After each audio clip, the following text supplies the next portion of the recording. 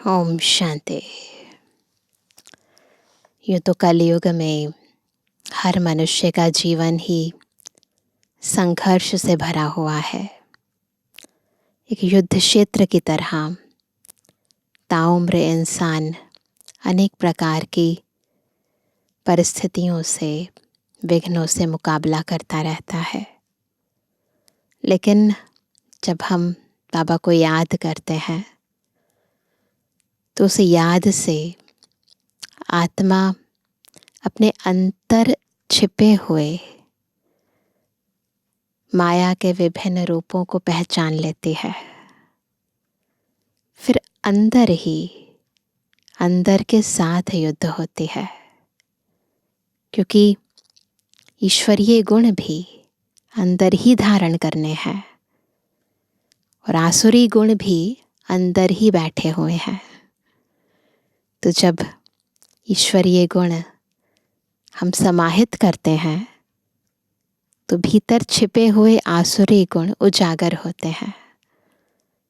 और ये भीतर की युद्ध अंतर आत्मा को या तो शक्तिशाली बना देती है, अनुभवी मूर्त बना देती है, या फिर कई बार आत्मा दिल शिकस्त भी हो जाती है। जितना हम यथार्थ रीति स्वयं को आत्मा निश्चय करके शिव बाबा को याद करते हैं, तो एक तो आत्मा का स्वयं का बल और फिर याद का बल जब दोनों इकट्ठे मिलते हैं तो ये डबल इंजन आत्मा को हर परिस्थिति पर जीत प्राप्त करा देता है। लेकिन ज़रा भी बाबा का हाथ छूटा, साथ छूटा, तो आत्मा पुनः वैसी ही हो जाती है जैसे पहले थी। हार जाती है, दिल शिकस्त हो जाती है। तो इस युद्ध में विजय कैसे प्राप्त करनी है, माया जीत, विघ्न जीत कैसे बनना है, आज की मुरली हमें बहुत अच्छी रीति विभिन्न युक्तियों के साथ समझा रही है। सुनते हैं प्यारे बाबा के मधुर महावाक्य। आज है 29 अप्रैल 2026। बाबा के मधुर महावाक्य हैं, मीठे बच्चे। पतित जगत से नाता तोड़, पतित जगत से नाता तोड़, एक बाप से बुद्धि योग लगाओ, तो माया से हार नहीं हो सकती। पहले नाता तोड़ना पड़ेगा, फिर वहाँ जोड़ना पड़ेगा। अगर दोनों हैं फिर तो हार जाएंगे, टग ऑफ वॉर ही चलती रहेगी। यहाँ से तोड़ो, वहाँ से जोड़ो। प्रश्न है, समर्थ बाप साथ होते हुए भी यज्ञ में अनेक विघ्न क्यों पड़ते हैं? कारण क्या है? उत्तर है, यह विघ्न तो ड्रामा अनुसार पड़ने ही है। क्योंकि जब यज्ञ में असुरों के विघ्न पड़े तब तो पाप का घड़ा भरे। इसमें बाप कुछ नहीं कर सकते। यह तो ड्रामा में नोंद है। विघ्न पड़ने ही है, लेकिन विघ्नों से तुम्हें घबराना नहीं है ना? हमें क्या करना है उस पर फोकस करो। बाकी जिसका जो पार्ट है वैसा ही अदा करेगा। जो ड्रामा में ऑलरेडी नोंधा हुआ है वो तो होकर ही रहेगा। हमें क्या करना है? घबराना नहीं है। आज का गीत है, कौन है माता कौन पिता है। कौन है बेटा कौन है माता, तोड़ दे बालक जग से नाता, तोड़ दे बालक जग से नाता। कौन पिता है कौन है भ्राता, तोड़ दे बालक जग से नाता, तोड़ दे बालक जग से नाता।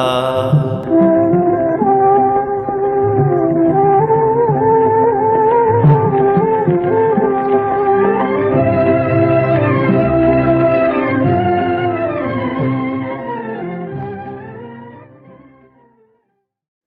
शांति। बच्चों ने बेहद के बाप का फरमान सुना। यह जो इस जगत के मम्मा बाबा हैं, यह जो तुम्हारा नाता है देह के साथ, है ना, ये जो नाता ना दुनिया के अंदर देह के साथ है, क्योंकि देह से पहले पहले माता की फिर पिता की लागत होती है। बच्चा पैदा होता है तो पहले माँ क्योंकि जन्म देती है तो पहले लागत रिलेशन माँ के साथ जुड़ता है, फिर पिता के साथ, फिर भाई बंधु आदि की होती है। तो बेहद के बाप का कहना है कि इस जगत में तुम्हारे जो माता पिता हैं उनसे बुद्धि का योग तोड़ दो। इस जगत से नाता नहीं रखो, क्योंकि यह सब है कलयुगी छी नाते। जगत अर्थात दुनिया, इस पतित दुनिया से बुद्धि का योग तोड़ मुझे एक से जोड़ो और फिर नए जगत के साथ जोड़ो, क्योंकि अब तुमको मेरे पास आना है। जहाँ जाना है, जिसके पास जाना है, उससे कनेक्शन जोड़ना है। जिसको छोड़ना है उनसे तोड़ना है। सिर्फ नाता जोड़ने की बात है और कोई बात नहीं और कोई तकलीफ नहीं। नाता जोड़ेंगे वह जिनको डायरेक्शन मिलता है। सतयुग में पहले नाता अच्छा होता है, सतो प्रधान, फिर नीचे उतरते जाते हैं। फिर जो सुख का नाता है वह आहिस्ते आहिस्ते कम होता जाता है। अभी तो बिल्कुल ही देखा है ना, आजकल सबसे ज़्यादा प्रॉब्लम रिलेशंस में ही है। वो कहते हैं अभी तो बिल्कुल ही इस पुरानी दुनिया से नाता तोड़ना पड़े। बाप कहते हैं मेरे साथ नाता जोड़ो, श्रीमत पर चलो। दो काम करने हैं, रिलेशन सारे एक बाबा के साथ, दूसरा श्रीमत पर चलना है। और जो भी देह के नाते हैं वह सब छोड़ दो। विनाश तो होना ही है। बच्चे जानते हैं बाप जिसको परमपिता परमात्मा कहा जाता है वह भी ड्रामा अनुसार सर्विस करते हैं। वह भी ड्रामा के बंधन में बंधे हुए हैं। मनुष्य तो समझते हैं वह सर्वशक्तिमान है, जैसे श्री कृष्ण को भी सर्वशक्तिमान मानते हैं। उनको स्वदर्शन चक्र दे दिया है, समझते हैं उनसे गला काटते हैं, परंतु यह नहीं समझते कि देवताएं हिंसा का काम कैसे करेंगे।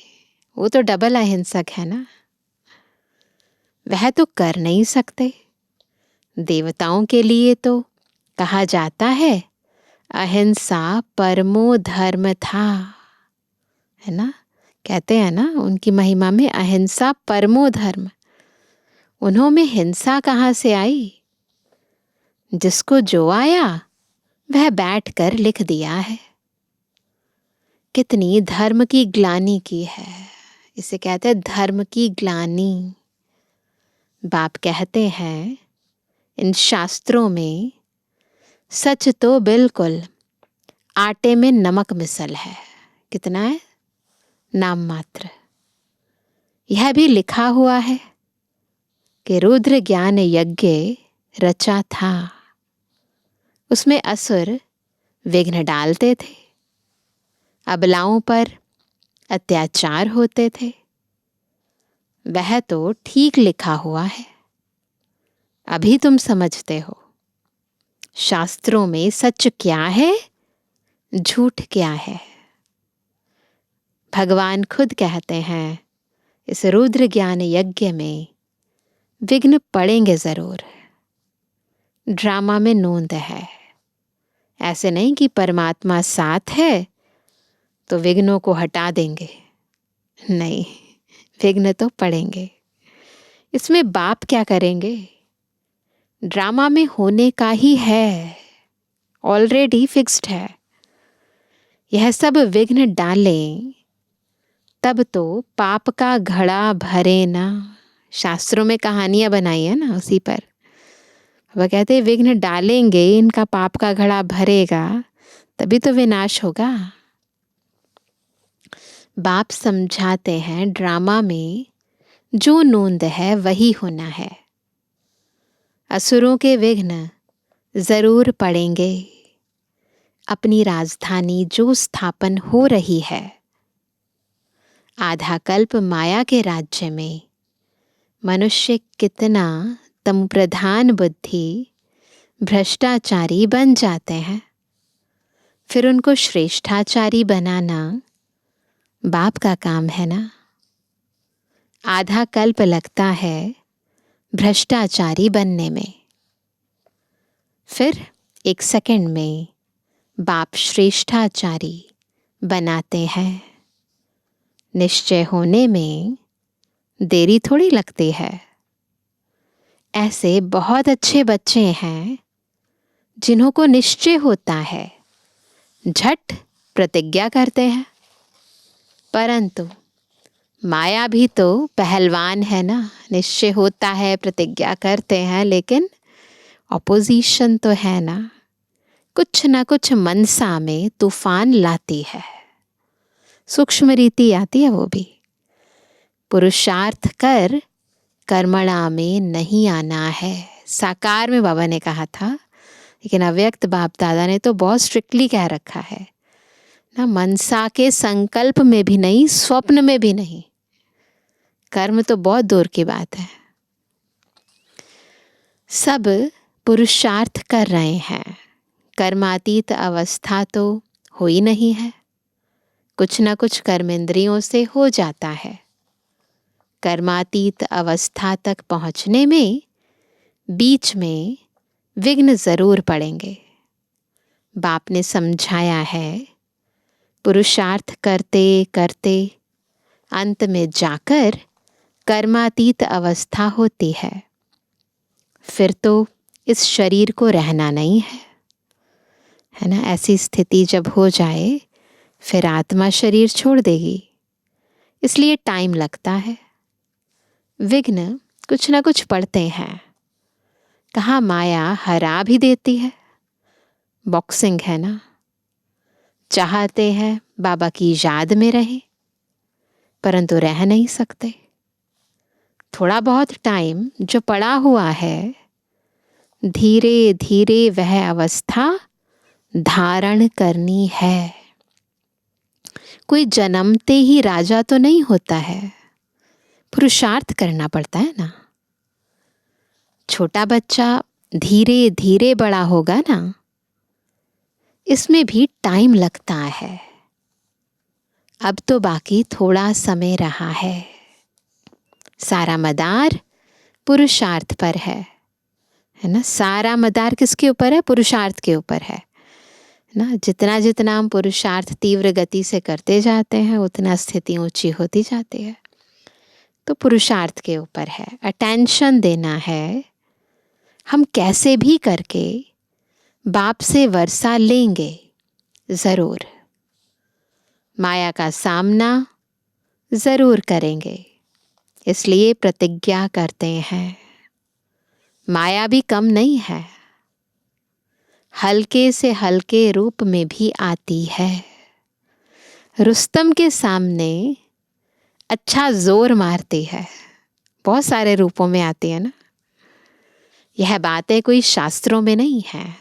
उसमें तो अकासुर, बकासुर और भी पता नहीं अलग अलग तरह के जो असुरों के नाम हैं वो बना दिए हैं। तो बाबा कहते हैं, बाप कहते हैं कि तुम बच्चों को अभी समझाता हूँ। बाप द्वारा तुम सदगति को पा लेते हो, फिर इस ज्ञान की दरकार ही नहीं रहती। ज्ञान से सद्गति हो जाती है। सद्गति कहा जाता है सतयुग को। तो मीठे मीठे बच्चों को लक्ष्य मिला है, यह भी समझते हैं ड्रामा अनुसार झाड़ बढ़ने में टाइम तो लगता ही है, विघ्न तो बहुत पड़ते हैं, चेंज होना पड़ता है, कौड़ी से हीरे जैसा बनना पड़ता है, रात दिन का फर्क है।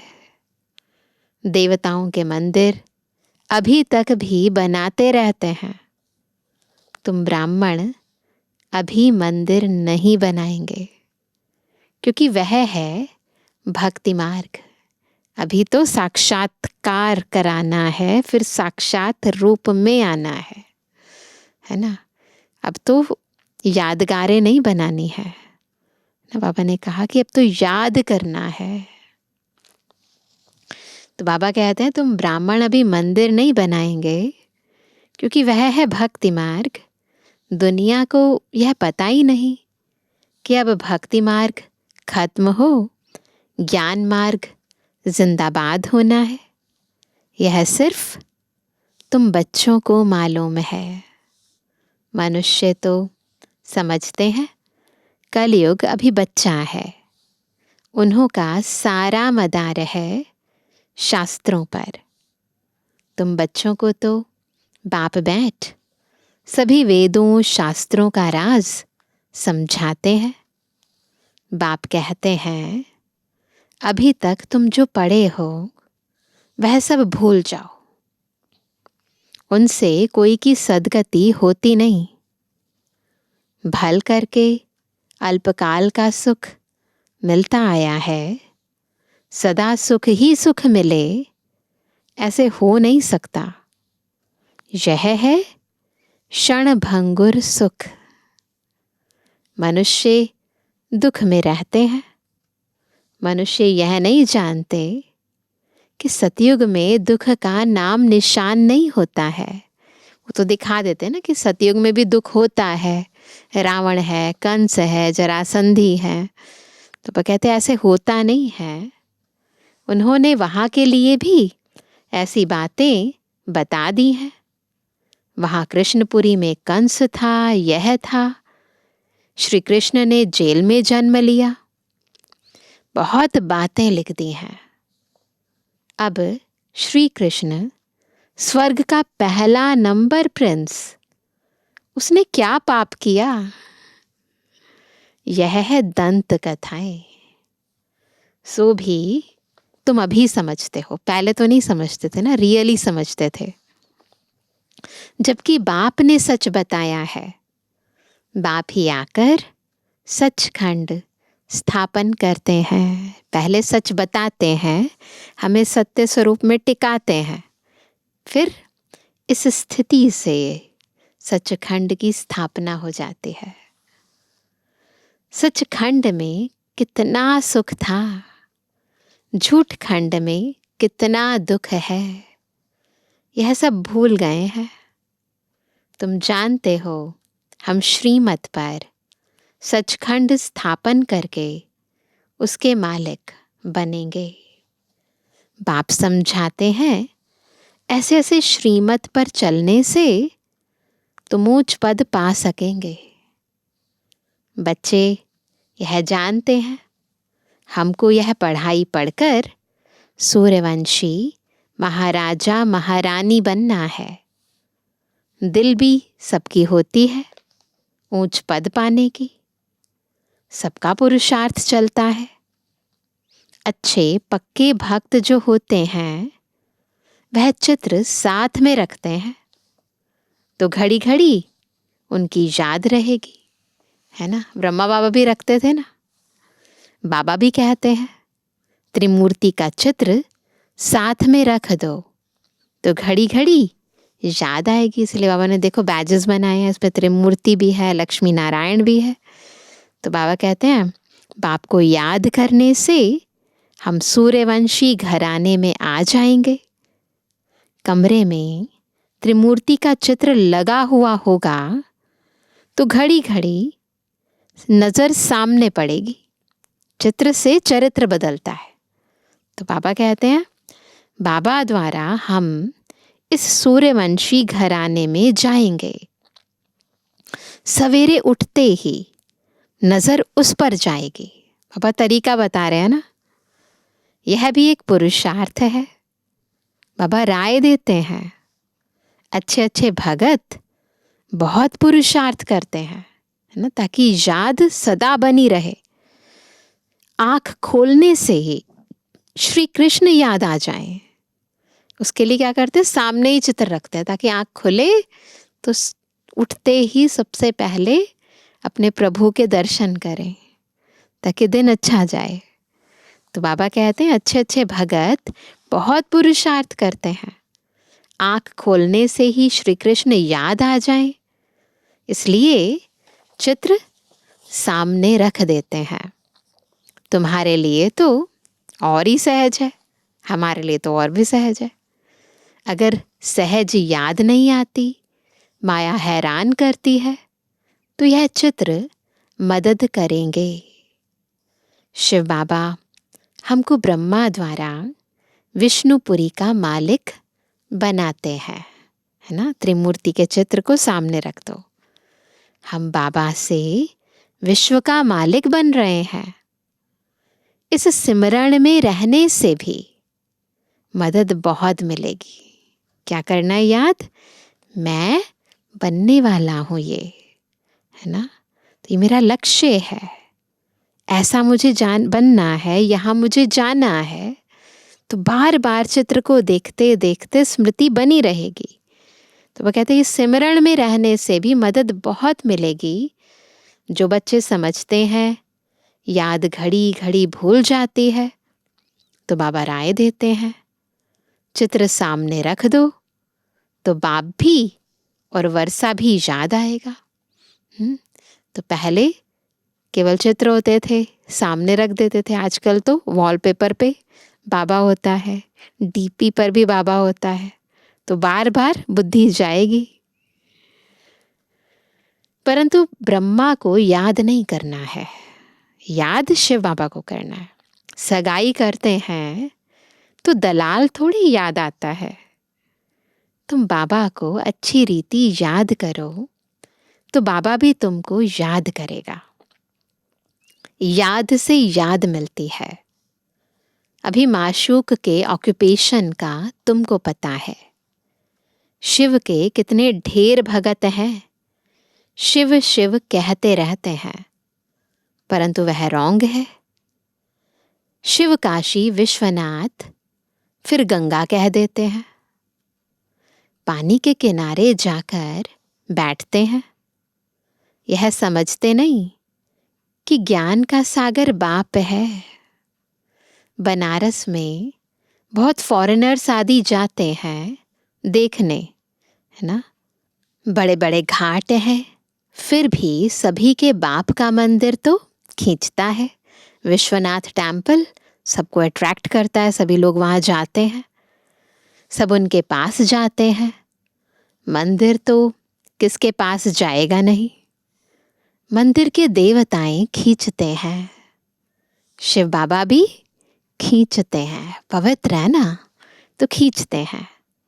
नंबर 1 है शिव बाबा, फिर सेकंड नंबर में यह ब्रह्मा सरस्वती सो विष्णु, विष्णु सो ब्रह्मा, ब्राह्मण से विष्णुपुरी के देवताएं, विष्णुपुरी के देवताएं सो ब्राह्मण, ऐसे चक्र लगाते हैं। आत्मा वही है।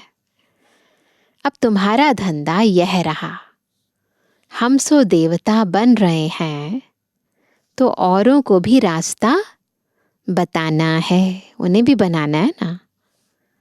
और सब हैं जंगल में ले जाने वाले, तुम जंगल से निकाल बगीचे में ले जाते हो, बाकी सारी दुनिया उन्हें विषय विकारों की तरफ ले जा रही है। हम ही हैं जो विष से निकाल अमरपुरी में ले जाने का रास्ता बता रहे हैं। शिव बाबा आकर कांटों को फूल बनाते हैं। तुम भी यह धंधा करते हो। इन बातों को तुम ही जानते हो, और कोई नहीं जानते। कोई राजा रानी तो है नहीं जिनको तुम समझाओ। गाया हुआ है, पांडवों को 3 पैर पृथ्वी के नहीं मिलते थे। बाप समर्थ था तो उनको विश्व की बादशाही दे दी। अभी भी वही पाठ बजेगा ना जो दिखाते हैं पांडवों को। फिर श्री कृष्ण मिला तो फिर राजाई फिर दोबारा मिल गई। तो यहाँ भी क्या है, शुरू शुरू में तो यहाँ भी सेंटर ना बहुत छोटे छोटे होते थे, किराए पर होते थे। फिर बाबा ने अभी कितना समर्थ बना दिया है, फिर आगे चलकर आत्मा और समर्थ हो जाएगी। तो बाबा कहते हैं वो सब चीज़ें जो कहानियों में लिखी हुई हैं, कथाओं में हैं, वो प्रैक्टिकल अभी हम देख रहे हैं, समझ रहे हैं। तो बाबा कहते बाप समर्थ था तो उनको विश्व की बादशाही दे दी। अभी भी वही पाठ बजेगा ना। बाप है गुप्त। श्री कृष्ण को तो कोई विघ्न पड़ ना सके। अब बाप आए हैं, श्री कृष्ण को विघ्न क्यों पड़ेंगे? सतयुग का पहला प्रिंस है ना, वहाँ तो विघ्न होते ही नहीं। अब बाप आए हैं, बाप से आकर वर्षा लेना है। इसके लिए मेहनत करनी होती है। दिन प्रतिदिन नई नई पॉइंट्स निकलती रहती हैं। देखने में आता है प्रदर्शनी में समझाने से अच्छा प्रभाव पड़ता है। बुद्धि से काम लिया जाता है कि प्रदर्शनी से अच्छा प्रभाव होता है या प्रोजेक्टर से, खुद ही एनालाइज करना है। प्रदर्शनी में समझाने से चेहरा देखकर समझाया जा सकता है। जैसा जो होगा वैसा समझाया जा सकता है ना, इंडिविजुअली। समझते हो गीता का भगवान बाप है, तो बाप से फिर वर्षा लेने का पुरुषार्थ करना है। 7 रोज देना है। लिख कर दो, ऐसे ऐसे उन्हें कहो, नहीं तो बाहर जाने से ही माया भुला देगी। तुम्हारी बुद्धि में आ गया, हमने 84 का चक्र लगाया है, अभी जाना है। तमु प्रधान से सतु प्रधान बनना है। यह चित्र तो साथ में होने ही चाहिए। बड़े अच्छे हैं।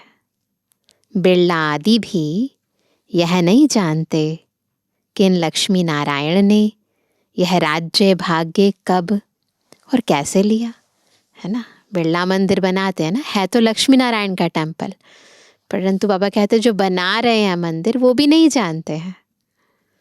तुम जानते हो तो तुमको बड़ी खुशी होनी चाहिए। लक्ष्मी नारायण का चित्र ले, झट कोई को समझाएंगे उन्होंने यह पद कैसे पाया। यह बातें बुद्धि से समझने और समझाने की हैं। मंजिल है ऊंची। जो जैसा टीचर है वह वैसे ही सर्विस करते हैं। तो सर्विस से पता चल जाता है कैसे टीचर हैं। देखते हैं कौन कौन सेंटर संभाल रहे हैं अपनी अवस्था अनुसार।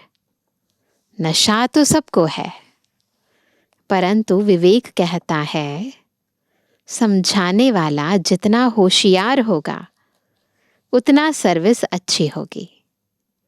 सब तो होशियार हो नहीं सकते, सबको एक जैसा टीचर मिल नहीं सकता। जैसे कल्प पहले चला था वैसे ही चल रहा है। बाप कहते हैं अपनी अवस्था को जमाते रहो। कल्प कल्प की बाजी है। देखा जा रहा है कल्प पहले मुआफिक हर एक का पुरुषार्थ चल रहा है। जो कुछ होता है हम कह देते कल्प पहले भी ऐसे हुआ था, इसलिए व्यर्थ संकल्प विकल्प नहीं चलाने हैं। बस हो गया, चलो ड्रामा में ऐसा ही था। फिर खुशी भी रहती है, शांति भी रहती है। बाप कहते हैं कर्म करते हुए बाप को याद करो। बुद्धि का योग वहां लटका रहे तो बहुत कल्याण होगा। जो करेगा सो पाएगा। बुद्धि कहाँ? ऊपर। अच्छा करेगा, अच्छा पाएगा। माया की मत पर सब बुरा ही करते आए हैं। अब मिलती है श्रीमत। भला करो तो भला हो। हर एक अपने लिए मेहनत करते हैं। जैसा करेंगे वैसा पाएंगे। क्यों ना हम योग लगाते सर्विस करते रहें। योग से आयु बढ़ेगी। याद की यात्रा से निरोगी बनना है तो क्यों ना हम बाबा की याद में रहें। यथार्थ बात है तो क्यों ना हम कोशिश करें। ज्ञान तो बिल्कुल सहज है। छोटे बच्चे भी समझ जाते हैं और समझाते हैं, परंतु वह योगी तो नहीं ठहरे ना, है ना। वो तो बस पढ़ा सुना याद हो गया, समझा देते हैं। यह तो पक्का कराना है कि बाप को याद करो। जो समझते हैं घड़ी घड़ी भूल जाता है तो चित्र रख दे तो भी अच्छा है। सवेरे चित्र को देखते ही याद आ जाता है। शिव बाबा से हम विष्णुपुरी का वर्षा ले रहे हैं। यह त्रिमूर्ति का चित्र ही मुख्य है, जिसका अर्थ तो तुमने अभी समझा है।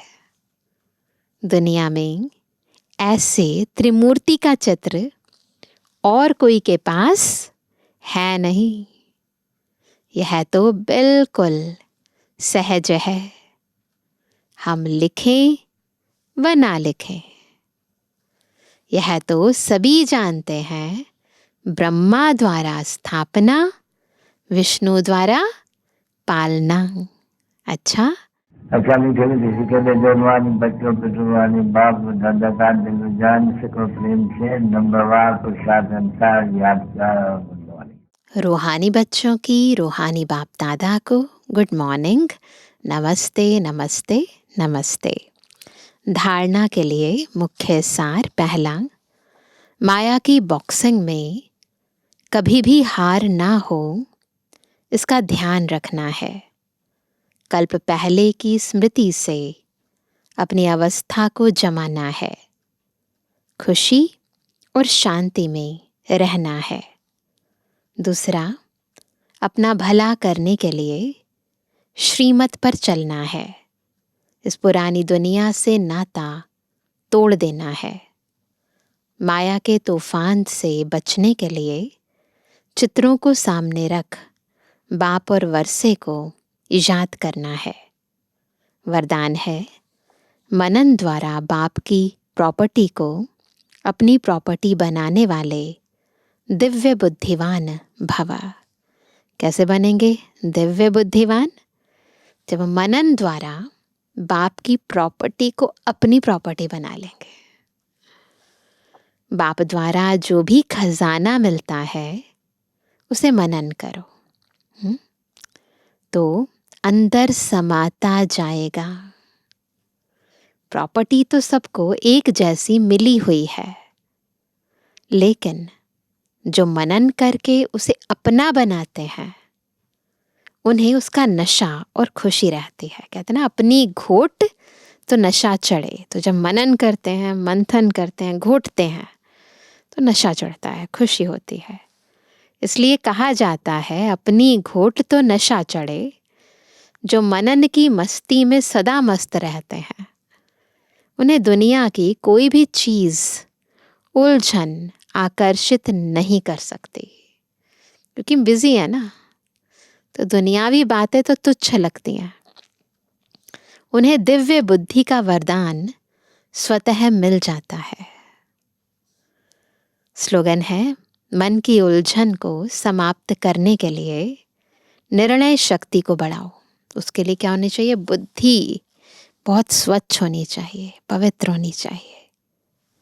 आज का अव्यक्त इशारा, महान बनने के लिए मधुरता और नम्रता का गुण धारण करो।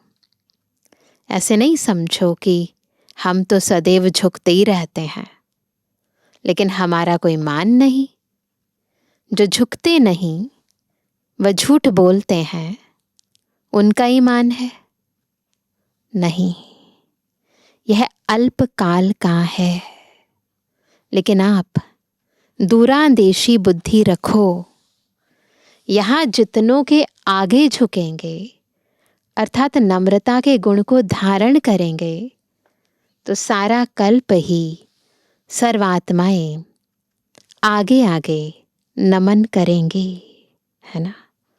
सतयुग त्रेता में राजा के रिगार्ड में कांध से नहीं लेकिन मन से झुकेंगे, और द्वापर कलयुग में कांध झुकाएंगे। तो बस एक जन्म का झुकना और फिर सारा कल्प, है ना, बाबा हमारे स्वमान में हमें स्थित रखेगा और हमारे आगे अन्य आत्माएं कभी मन से कभी कांध से झुकेंगे। इसीलिए इस एक जन्म में थोड़ा सा सहना है, थोड़ा सा झुक जाना है, थोड़ा सा मधुर बन जाना है, क्योंकि बाबा की श्रीमत है। अच्छा, ओम शांति।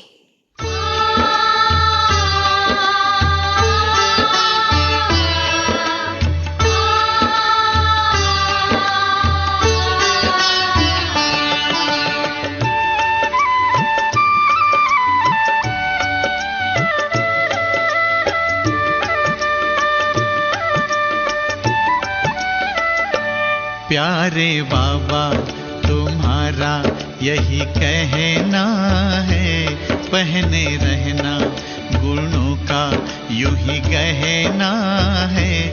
करते चलो सबको प्यार, देते चलो सत्कार, तुम्हें तारों से आगे निकलना है।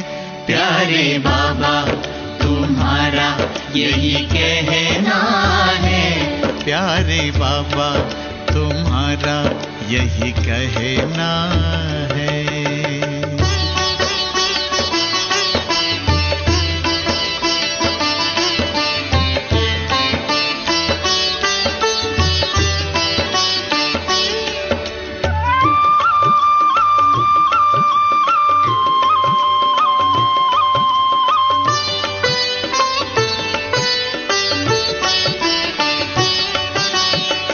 गगन से ऊंचे रखो विचार, धरती जैसा धैर्य अपार, नैनों में रूहानी प्यार, नैनों में रूहानी प्यार। बेहद में रहना, नाहद में ठहरना, सदा नदिया सा बहते रहना है। प्यारे बाबा तुम्हारा यही कहना है, प्यारे बाबा तुम्हारा यही कहना है।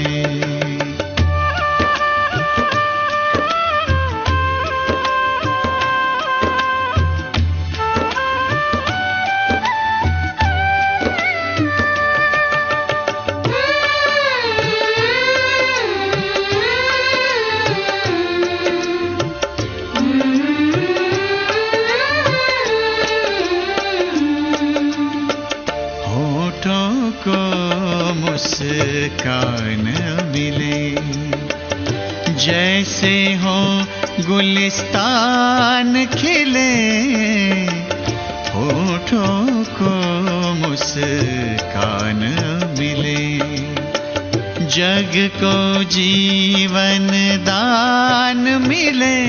आए गम की ना हवाएं, देते रहो दुआएं, नहीं अवगुण को मन में धरना है। प्यारे बाबा तुम्हारा यही कहना है, प्यारे बाबा तुम्हारा यही कहना है।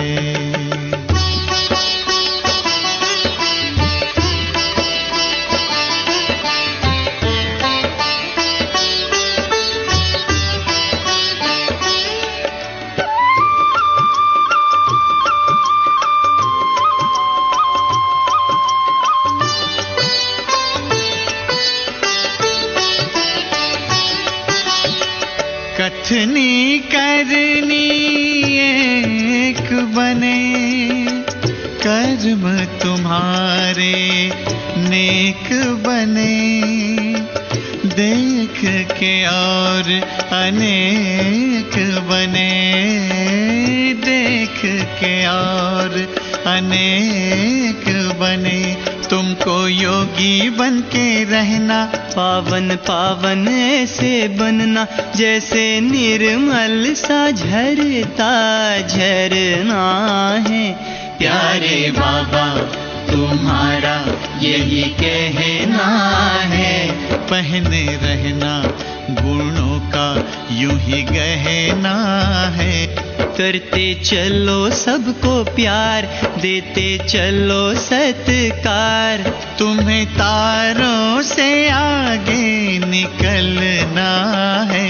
प्यारे बाबा तुम्हारा यही कहना है, प्यारे बाबा तुम्हारा यही कहना है।